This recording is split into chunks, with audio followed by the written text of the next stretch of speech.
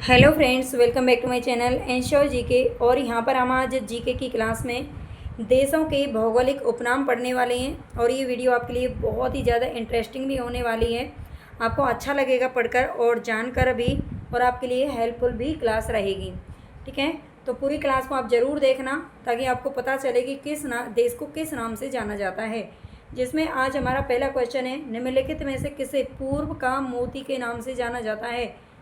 पूर्व का मोती के नाम से किस देश को जाना जाता है? जापान, हांगकांग, श्रीलंका या फिर ताइवान। तो करेक्ट आंसर हमारा हो जाएगा श्रीलंका। ठीक है, इसे पूर्व का मोती कहते हैं। यह आपको ध्यान रखना है, जो कि एशिया देश में, एशिया महाद्वीप के अंदर पड़ता है। निम्नलिखित में कौन सा देश है जो चरागाहों का स्वर्ग कहलाता है? चरागाहों के लिए स्वर्ग की भूमि कौन सी है? यूएसए, ऑस्ट्रेलिया, न्यूजीलैंड या फिर नीदरलैंड। तो दूसरे में हमारा करेक्ट आंसर हो जाएगा न्यूजीलैंड। ठीक है, जो न्यूजीलैंड है इसे चरागाहों का स्वर्ग कहा जाता है, ये आपको ध्यान रखना है। अगर आपको क्लास अच्छी लगती है तो प्लीज़ चैनल को सब्सक्राइब जरूर करें, सबसे रिक्वेस्ट है मेरी। और लाइक करें, सब्सक्राइब, शेयर जरूर करें। ठीक है, किस देश को सफ़ेद हाथियों की भूमि के नाम से जाना जाता है? सफ़ेद हाथियों की भूमि के नाम से किस देश को जाना जाता है? लाओस, थाईलैंड, कीनिया या फिर म्यांमार। तो करेक्ट आंसर हमारा हो जाएगा थाईलैंड। ठीक है, जो थाईलैंड है इसे सफ़ेद हाथियों की भूमि कहा जाता है। नेक्स्ट है question, horn of Africa. Horn of Africa में शामिल किए जाने वाले देश कौन से हैं? घाना, नाइजीरिया, टोगो, है ना। चलो मैं आपको आंसर ही बता देती हूँ। तो फोर्थ में हमारा करेक्ट आंसर हो जाएगा सी, इथोपिया, सोमालिया और जिबूती। ठीक है, हॉर्न ऑफ अफ्रीका कहा जाते हैं, ये ध्यान रखना है। अफ्रीका के बिल्कुल ऊपर सिरे पे ये देश लगते हैं। ठीक है, ऊपरी वाली किनारे पर इथोपिया, सोमालिया और जिबूती, ये ध्यान रखना है। Horn of Africa, Ethiopia, Somalia, Djibouti. Next question, निम्नलिखित देशों में से किसे मगरिब के नाम से जाना जाता है? मगरिब के नाम से किन देशों को जाना जाता है? तो 5 में हमारा करेक्ट आंसर हो जाएगा बी, मोरक्को, अल्जीरिया और ट्यूनीसिया। मोरक्को, अल्जीरिया और ट्यूनीसिया, ये 3 देश हैं जो मगरिब के नाम से जाने जाते हैं। नेक्स्ट है क्वेश्चन, विश्व की हेलीपोर्ट की राजधानी के नाम से कौन सा देश जाना जाता है? विश्व की हेलीपोर्ट की राजधानी के नाम से कौन सा देश जाना जाता है? तो 6 में हमारा करेक्ट आंसर क्या हो जाएगा? उत्तरी कोरिया, दक्षिण कोरिया, संयुक्त राज्य अमेरिका या फिर चीन। तो दक्षिण कोरिया हमारा राइट आंसर हो जाएगा। ठीक है, साउथ कोरिया के नाम से जिसे आप जानते हो। बी ऑप्शन हमारा बिल्कुल करेक्ट है। आगे क्वेश्चन, यूरोप के किस देश को लघु यूरोप कहा जाता है? लघु यूरोप किस देश को कहा जाता है? फ्रांस, जर्मनी, स्पेन या ग्रेट ब्रिटेन। तो 7 में हमारा करेक्ट आंसर हो जाएगा फ्रांस। ठीक है, जो फ्रांस है इसे लघु यूरोप के नाम से जानते हैं। आगे, किस देश को वनों का देश कहा जाता है? वनों का देश किस देश को कहते हैं? तो 8 में हमारा करेक्ट आंसर क्या हो जाएगा? रूस, सूरीनाम, ब्राज़ील, कांगो प्रजातांत्रिक गणतंत्र। तो जो कांगो देश है इसे क्या कहा जाता है? वनों का देश कहा जाता है कांगो। चढ़ते सूर्य का देश निम्न में से किसे कहा जाता है? चढ़ते सूर्य का देश, यानी कि जो सूर्य है वो सबसे पहले किस देश में निकलता है? तो करेक्ट आंसर हमारा हो जाएगा बी, जापान के अंदर निकलता है। ठीक है, अगर अपने भारत का पूछ लिया जाए तो भारत के किस राज्य में सबसे पहले सूर्य निकलता है? तो वो निकलता है अरुणाचल प्रदेश में। ठीक है, ये ध्यान रखना है। कौन सा देश है जो sugar bowl of the world, यानी कि चीनी का कटोरा, है ना, चीनी का कटोरा किस देश को कहा जाता है? तो 10 का हमारा करेक्ट आंसर क्या हो जाएगा? क्यूबा हो जाएगा। ठीक है, क्यूबा है जिसे चीनी का कटोरा के नाम से जानते हैं, ये ध्यान रखना। किस देश को यूरोप का रोगी या यूरोप का मरीज नाम से जाना जाता है? कौन सा देश है जिसे यूरोप का मरीज कहते हैं? स्पेन, पुर्तगाल, तुर्की या नॉर्वे। तो करेक्ट आंसर हमारा हो जाएगा तुर्की। ठीक है, जो तुर्की है, सी ऑप्शन हमारा करेक्ट है। तुर्की को यूरोप का मरीज कहते हैं। किस देश को एंटीलीज का मोती के उपनाम से जाना जाता है? एंटीलीज का मोती किस देश को कहा जाता है? तो करेक्ट आंसर हमारा इसमें क्या हो जाएगा? बहरीन, क्यूबा, सिंगापुर या इटली। तो बी ऑप्शन करेक्ट है, क्यूबा। ठीक है, जो क्यूबा है इसे एंटीलीज का मोती कहा जाता है, ये आप ध्यान रखना है। नेक्स्ट क्वेश्चन है, निम्नलिखित देशों में से किसे झीलों की वाटिका कहा जाता है? तो 13 में हमारा करेक्ट आंसर क्या हो जाएगा? झीलों की वाटिका किसे कहा जाता है? झीलों की भूमि। तो ये कहा जाता है फिनलैंड को। ठीक है, सबसे ज़्यादा जो झील है वो कहाँ पाई जाती है? फिनलैंड के अंदर पाई जाती हैं। किस देश को उगते हुए सूर्य की भूमि कहा जाता है? उगते हुए सूर्य की भूमि या फिर चढ़ते हुए सूर्य की भूमि, तो ये जापान को कहते हैं। ठीक है, दोनों एक ही क्वेश्चन है, थोड़ा अलग अलग तरीके से दे दिए जाते हैं अलग अलग जगह पर। कौन सा देश है जो अर्धरात्रि के सूर्य का देश कहा जाता है? ऐसा कौन सा देश है जहाँ पर अर्धरात्रि के समय सूर्य निकलता है? तो यहाँ पर हमारा 15 में करेक्ट आंसर क्या हो जाएगा? नॉर्वे हो जाएगा। ठीक है, नॉर्वे हो जाएगा। और ये किस तारीख को निकलता है ये भी मैंने बताया था एक क्लास में। अगर आपने पिछली क्लासेस नहीं देखी हैं तो ज़रूर देख लेना, बहुत ही इंपॉर्टेंट है। निम्नलिखित में से किसे डूबते सूर्य का देश कहा जाता है? सूर्य निकलता तो सबसे पहले जापान में है, लेकिन जब डूबता है तो सबसे लास्ट में किस में दिखाई देता है? ब्रिटेन, नॉर्वे, जापान या फिर स्वीडन। तो 16 में हमारा करेक्ट आंसर क्या हो जाएगा? ब्रिटेन हो जाएगा। ठीक है, ब्रिटेन को डूबते सूर्य का देश कहते हैं।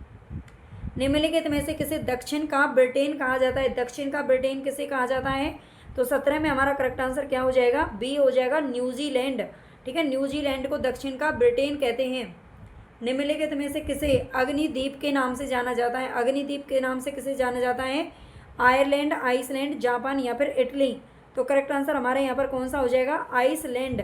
ठीक है, अग्निद्वीप, आइस तो आप जानते हैं ठंडी होती है ना, ठंडी होती है। लेकिन जो चीज़ बहुत ज़्यादा ठंडी होती है ना, ठंडी होती है तो उसमें से भी आग जैसे हमारे हाथ जलते हैं। ऐसे करके कुछ ट्रिक बना के याद कर लेना। तो अग्निद्वीप के नाम से इसे जाना जाता है, आइसलैंड को। निम्नलिखित में से किसे पश्चिम एशिया का स्विट्जरलैंड कहा जाता है? पश्चिम एशिया का स्विट्जरलैंड किसे कहा जाता है? तो करेक्ट आंसर हमारा क्या हो जाएगा? जॉर्डन, लेबनान, सीरिया, तुर्की। तो लेबनान हमारा करेक्ट आंसर हो जाएगा, पश्चिमी एशिया का लेबनान। नेक्स्ट क्वेश्चन, निम्नलिखित में से किसे झीलों का देश कहा जाता है? तो फिनलैंड को कहा जाता है। नेक्स्ट क्वेश्चन, तड़ित झंझाओं का देश के नाम से किसे जाना जाता है? म्यांमार, थाईलैंड, भूटान या फिर नेपाल। तो करेक्ट आंसर हमारे यहाँ पर हो जाएगा भूटान। जो भूटान है ये तड़ित झंझाओं का देश कहलाता है। नेक्स्ट क्वेश्चन हमारा, स्वर्णिम पैगोडा का देश किसे कहते हैं? स्वर्णिम पैगोडा के देश के नाम से किसे जाना जाता है?